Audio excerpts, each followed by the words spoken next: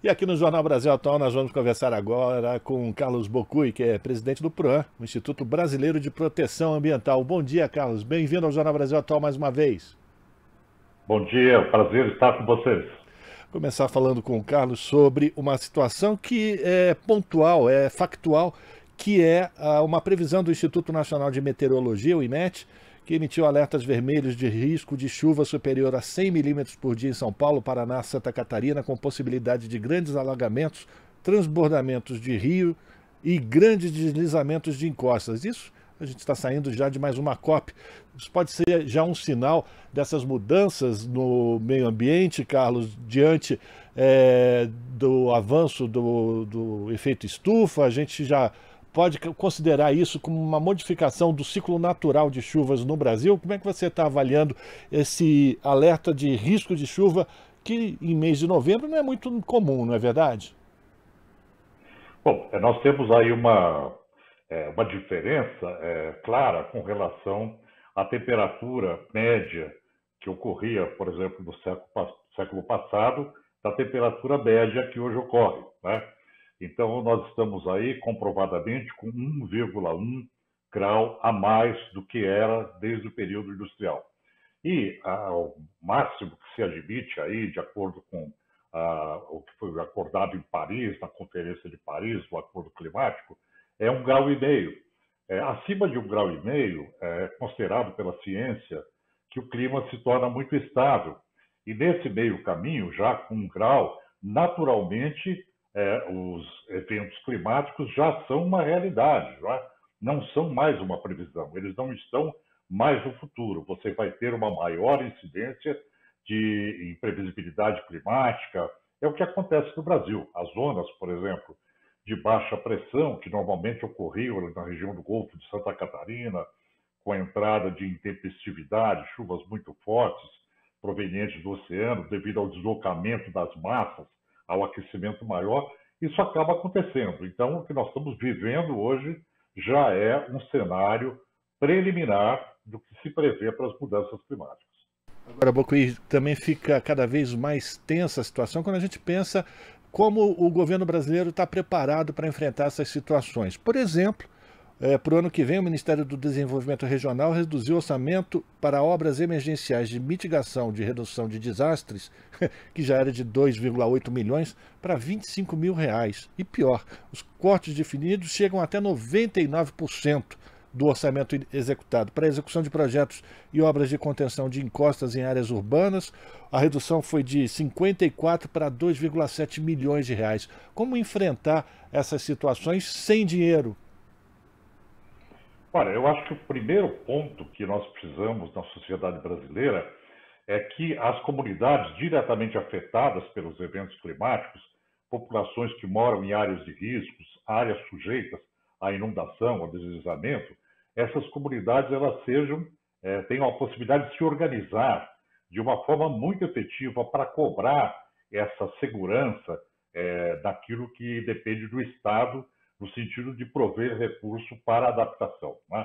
A falta de uma adaptação em solo brasileiro frente às mudanças climáticas é lamentável, porque nós somos um país extremamente vulnerável.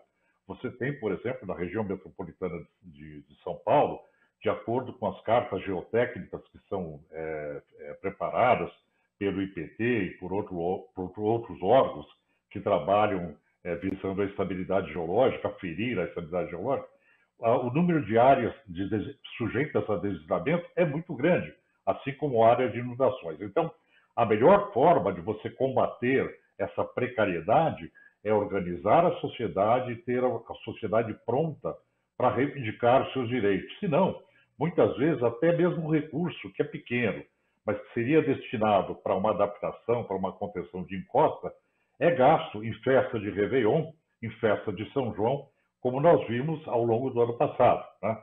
Situações como em Recife, como em outras áreas da Bahia, onde você teve eventos extremos e, de repente, o recurso que já estava lá alocado foi gasto com o turismo, com festividades. Então, é preciso manter um processo constante de controle social sobre essas verbas e da reivindicação daquilo que é necessário para a proteção dessas populações. Pois é, Bocui. E aí eu fico pensando sempre, esse alerta do Instituto Nacional de Meteorologia, ele foi para São Paulo, Paraná e Santa Catarina, mas quando vem esses alertas de grande quantidade de chuvas, eu lembro de Minas Gerais e lembro das barragens das mineradoras, que muitas delas continuam em estado muito preocupante e podem ser bombas que podem explodir a qualquer momento também, né? Então, é interessante esse raciocínio com relação a toda obra que exige segurança, com relação à pluviometria, não é? Se você pensar em todas as construções aí na Serra do Mar, estradas, obras de infraestrutura, tudo isso foi preparado dentro de uma série histórica climática que se previa a máxima de chuva daquilo que já havia ocorrido, né? Sempre se faz essa previsão com relação ao elemento que já ocorreu, o que permite uma previsão da série histórica máxima. Só que hoje, as mudanças climáticas, elas extrapolam essa área de segurança e os eventos eles são mais intensos, né? Ou seja, acima daquilo que já ocorreu. Então, essa perspectiva que hoje traz a mudança climática é de que você se prepare para eventos extremos para os quais nós não estávamos preparados quando construímos estradas, cidades, áreas de cuidado necessário, como barramentos, barragens para abastecimento, barragens de rejeitos, barragens de mineração. Então, tudo isso tem que passar por um processo de reavaliação do ponto de vista de segurança, já que a intempestividade é a marca desses tempos. Então, a margem de segurança deve ser obrigatoriamente muito maior. A gente está conversando com Carlos Bocuí, que é presidente do PROAM, Instituto Brasileiro de Proteção Ambiental. Carlos, na semana passada, a Comissão de Meio Ambiente da Câmara dos Deputados aprovou um projeto de lei que permite a exploração das áreas predominantemente não florestais, como campos nativos e de altitude. Esse texto permite que essas áreas poderão ser exploradas independentemente do bioma em que estejam localizadas. Qual a sua avaliação da aprovação desse texto, desse projeto de lei, pela Comissão de Meio Ambiente da Câmara dos Deputados? É um tiro no pé, porque essas áreas, que são áreas de altitude, campos de altitude, são áreas que são fundamentais dentro dos ecossistemas para prover a captação de água, de chuvas, né? Quando você imagina uma área alta, em altitude, com campos naturais que fazem parte de um bioma, como o da Mata Atlântica, essas áreas elas recebem a umidade, aquilo que foi evaporado das áreas mais baixas, e como elas estão no local mais alto, elas condensam essa umidade e nessas áreas chove mais do que choveria em outras regiões. Um bom exemplo disso aqui para São Paulo, por exemplo, é a questão da Serra do Mar. Você tem os campos naturais no topo da Serra do Mar, nos municípios de Santo André, São Bernardo, que dão a origem até a represa Billings. A água evapora do oceano, condensa na temperatura mais fria da Serra do Mar e chove no Planalto. Então é isso, essa é a função de muitos desses campos de altitude, onde eles recebem água, produzem água para abastecer rios, represas, tudo aquilo que a sociedade necessita, não só a sociedade como cidades, mas também, por exemplo, áreas agrícolas, né? Então essas áreas elas prestam serviços essenciais à sociedade. Dizer que ali não tem mata é um absurdo. Vegetação de topo de morro, vegetação de campo de altitude é vegetação rasteira, mas ela tem o seu benefício ambiental garantido. E outra questão, na intempestividade de mudanças climáticas, essas áreas também, uma vez vegetadas, elas atendem à proteção contra a erosão. São locais altos, e aí isso impede, por exemplo, o assoreamento de rios, de represas, de nascentes, né? Então, proteger os campos naturais é proteger a nossa capacidade hídrica, né? O abastecimento da sociedade humana. Então, um projeto de lei que desguarnece permite outra utilização que não a de um ecossistema natural, naturalmente afeta a própria vida humana, porque retira a capacidade de produção de chuva, de produção de água.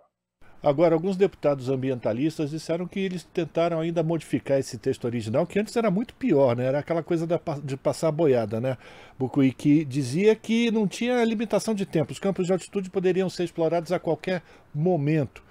Esse texto foi aprovado pela comissão. Agora, isso vai exigir uma mobilização da sociedade civil para que a Câmara, o plenário da Câmara, não aprove esse texto?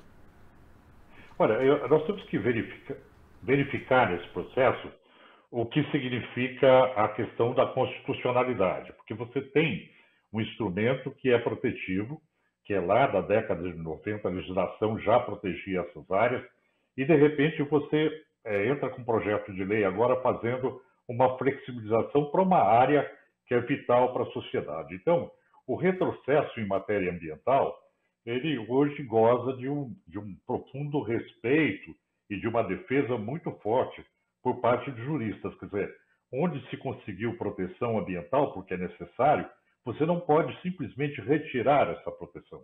Aquilo está sacralizado e é importante.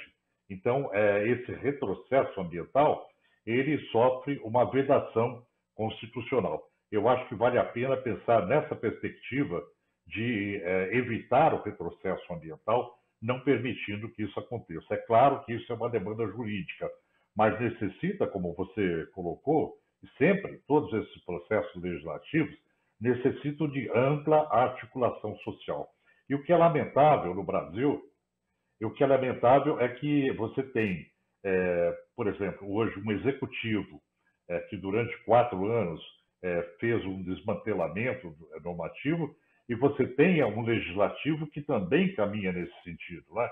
Isso é muito ruim para a democracia ambiental, para a proteção do meio ambiente, porque os poderes constituídos eles acabam não funcionando a favor da sociedade, mas sim a favor de interesses econômicos pontuais, né?